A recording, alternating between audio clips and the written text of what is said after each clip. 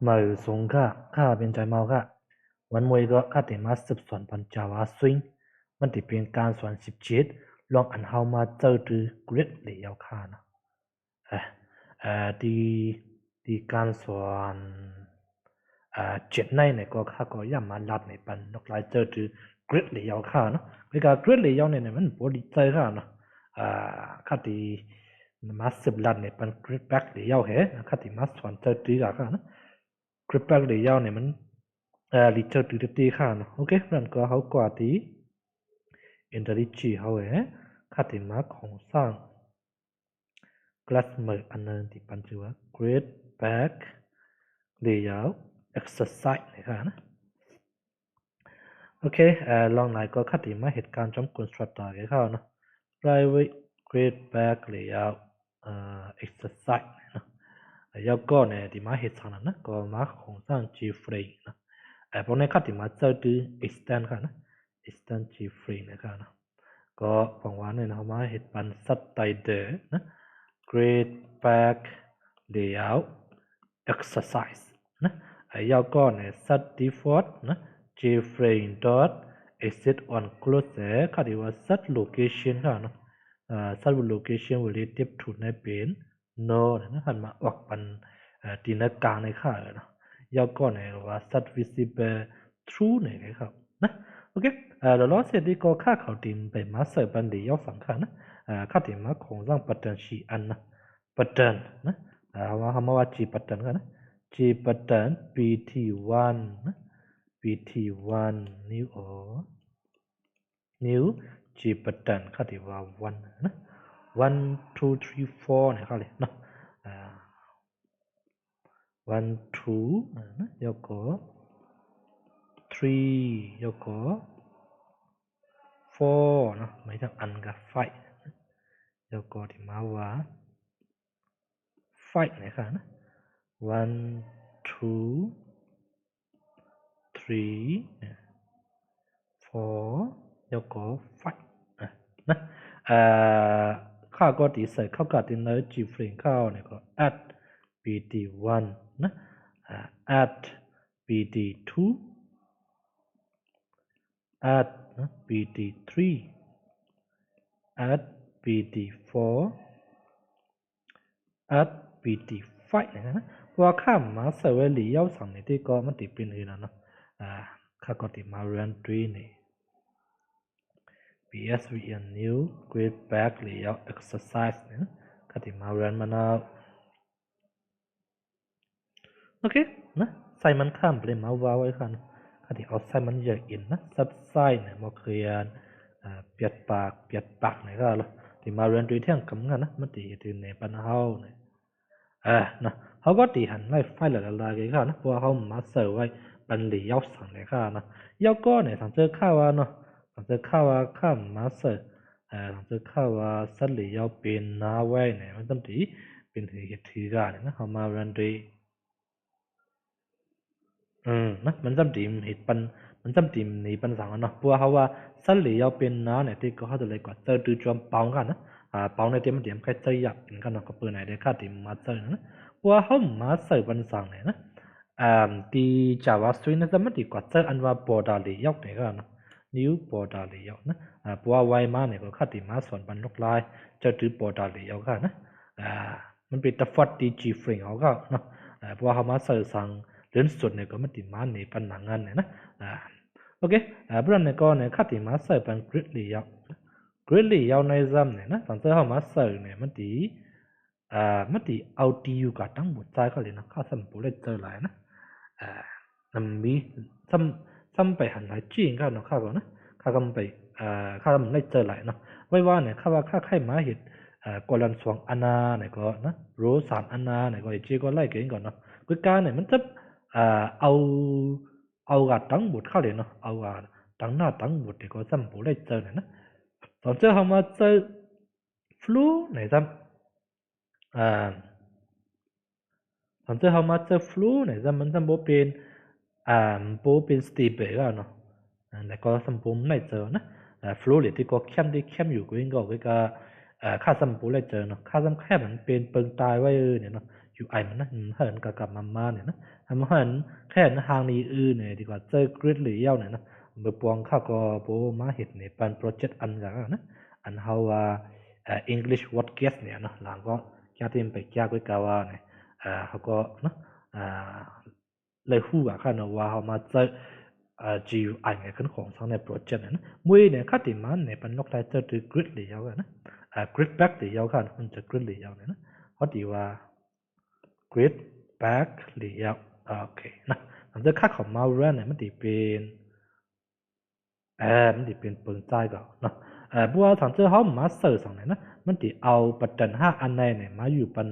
ใจค่ะเนาะทางเจอค่าซั่นว่าเนาะค่าแค่มันมาอยู่บัตเทิล5อันใจเนี่ยสิได้เฮ็ดนะเฮามาเจอจอมใน grid กวน string ค่ะเนาะgrid กวน string เนี่ยปองว่าแน่เนี่ยเฮาสิเฮ็ด2เลยนะเฮาก็มาของสร้าง grid กวน string ที่ไทยกันเนาะ grid กวน string นะ grid back กวน string ค่ะนะที่ว่ากวน strings นะ new grid กวน string ที่ grid กวน string เนี่ยนะถ้ากว่าปัน location มันได้ค่ะมันดีกว่าเอา x และตั้ง y ค่ะเนาะ location x location y ในเหตุการณ์นะครับวันตั้งสุดเนี่ยค่ะที่ว่าเนาะ constraint.x นะ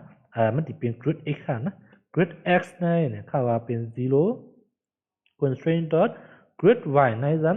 นะ grid y ในซั้นค่ะว่าเป็น0เนี่ยค่ะเลยนะตอนเจอเฮามาว่าเฮ็ดจินะแล้วก็นะ tpt1 เนี่ยค่ะที่กว่าเจอ constraint หลายเนี่ยก็ constraint นะเฮ็ดจิก็ไล่ค่ะนะตอนเจอค่าของมา run ด้วยเนี่ยนะมันดีกว่าอยู่ที่นะ00เนี่ยนะในมันสิเป็น row index ค่ะนะ row index ที่ก็ปองว่าเป็น s เนาะ s ก็ปองว่า x นี่เต็มนะเนาะ s ตอนเจอค่าว่าค่าที่เอามันก็ไว้ที่3เนี่ยก็เลยนะ0 1 2 3เนี่ยก็มันสิมาปูที่4ค่ะเนาะ grid layout เนี่ยค่าว่า3เนี่ยก็เนาะอันนั้นเนี่ยก็ตอนเจอค่าของมา run ด้วยเนี่ยมันสิเป็นนะgrid constraint นะ at pt1 เนี่ยเป็น grid constraint เนี่ยเป็น3 grid back layout grid back constraint เนี่ยนะโอเคนะก็รีอาร์มไว้ก่อนนะกันค่าที่มาเฮ็ดที่3ทั้ง3ไหนก็รู้มันสิเป็นมีคือ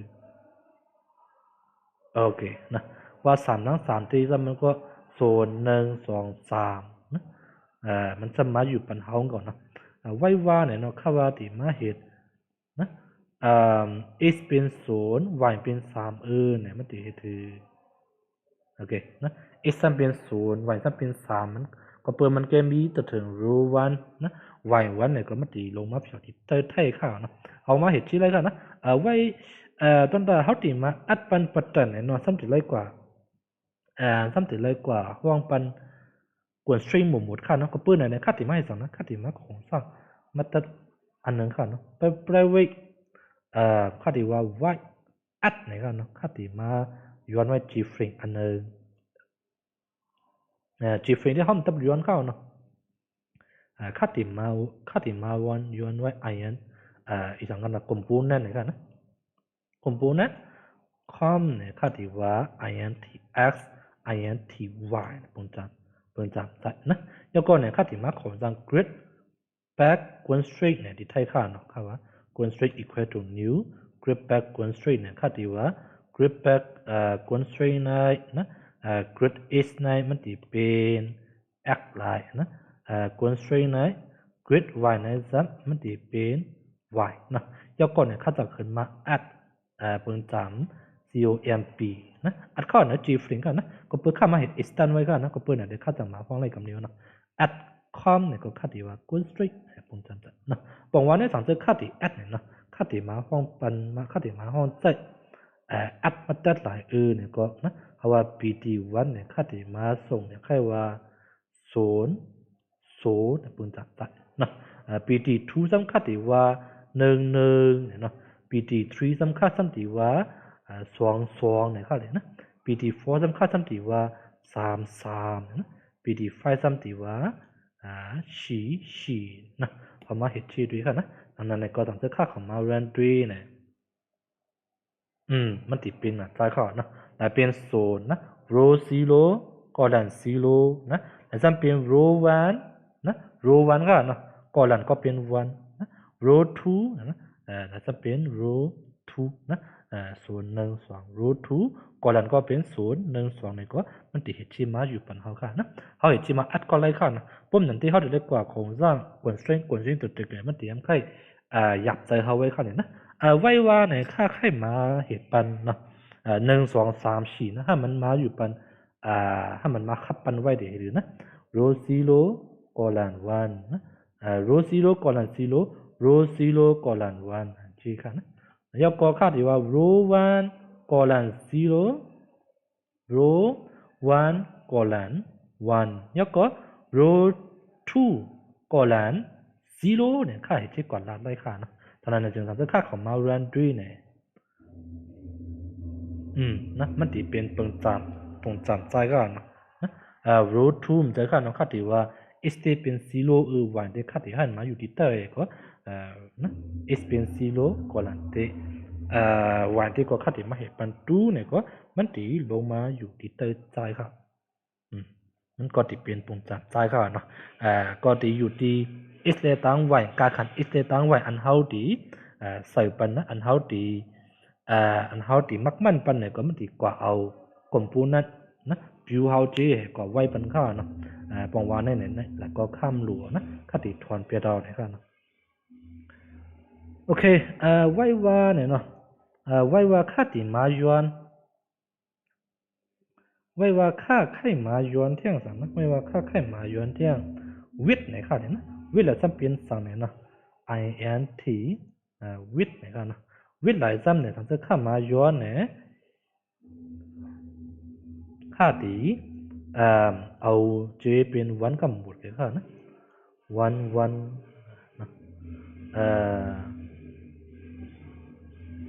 กำลังนะค่าตีเหตุถือไล่เนี่ยมันสร้างเหตุสังไล่ก็ค่ะนะวันยกวันยกวันยกวันเนี่ยนะวิธีเป็นวันนะปัวนะทั้งจะค่าของมาด้วยเนี่ยค่ะนะทั้งจะค่าของมาเรียนด้วยเนี่ยนะไฟปัตตานไหนจำค่าจำแค่มันมาอยู่ตอนตากอลัน2 อันค่ะเลยเนาะที่ไทยเดี๋ยวค่าติมาเห็นสังเลยนะข้ามาว่าวิธีเป็นทูเลยย่อก่อนเนี่ยวิธีค่าติมาเป็นทีละนะที่ไทยค่ะเนาะค่ะว่า constraint dot with นะ grid with เนี่ยค่าติเอา with อันค่าส่งมาให้มาตำวางปันเนี่ยเนาะG เนี่ยก็ค่าของมาของสร้างผิวไล่หางในหางงามตรงไหนครับนะย่อก็เที่ยงลองจำค่าไข่มาเอาค่าไข่เฮ้ปัตตันค่าเจเอาตีอยู่นะเต็มนะเต็มกันเลยไข่ไฟไหนก็ค่าแค่นะเต็มกันดังกอลันเฮาเนี่ยนะเฮามาใส่และอันว่าฟรีเนี่ยก็นะที่แท้ค่าที่มาใส่กวนสตริงตัวนะค่าที่มาฟรีเนี่ยค่าที่ว่าคือแป๊กกวนสตริงตัวเนี่ยค่าที่ว่านะนั่นฟาติเกเนี่ยก็เลยค่ะนะฟาติเกที่ก็ปองว่าเนี่ยมันติเป็นตังส่งมันเกนะฟาติเกนะฟาติเกที่ก็มันติไปทุสันสังว่าถ้าจะค่าสมมาเหตุเนี่ยแค่ว่า horizontal เนี่ยก็เลยนะมันติเป็นฮีกามันติเป็นตรงจำใจกับเขาเนาะปองว่าเนี่ยเขาติเป็นอันเต็มกับลิงงามอเนี่ยนะที่ไทยเนี่ยสังเกตค่าของมาด้วยนะค่าไข่มามักมันเป็นวิทมันจีให้มันจีอื่นได้เหตุนะเนาะหลายจำมันดีกว่าเป็นตีกริปแบ็กที่เอาเข้าเนาะก็เปิดค่าไข่ว่าจะมาตัดอันมีไว้ที่นั่นมันเนี่ยก็ค่าติมาโครงสร้างค่าติมาโครงสร้างปีดีไปกว่าเจอเดือนะกริปแบ็กเลเยอร์เนี่ยที่เนี่ยมันเจอนิวเนี่ยค่าติมาเอาobject อันค่าปีดีไปอันค่ามาโครงสร้างเนี่ยเจอกันแล้วก็เลเยอร์เนี่ยนะมันติมีไว้อันว่าcolon width เนี่ยก็เนาะ colon width เนี่ยก็เปิดค่าเขาก็มีไว้ colon 2 อันเนี่ยก็มันจะได้เป็น array เนาะ2 อันเข้าเนาะค่าที่ว่าเนาะ new int array เนาะก็เปิดมันมาย้อนไว้ int array ค่าเดียวนะค่าที่ว่า1 อัน colon 1 อันเนี่ยค่าแค่มันมายาวปัก50เนี่ยค่าเหตุที่ก่อนลัดเลยค่าเลยนะแต่ถ้าค่าของมาด้วยเนี่ยมันตีมันค่ายาวกว่าอีกนะ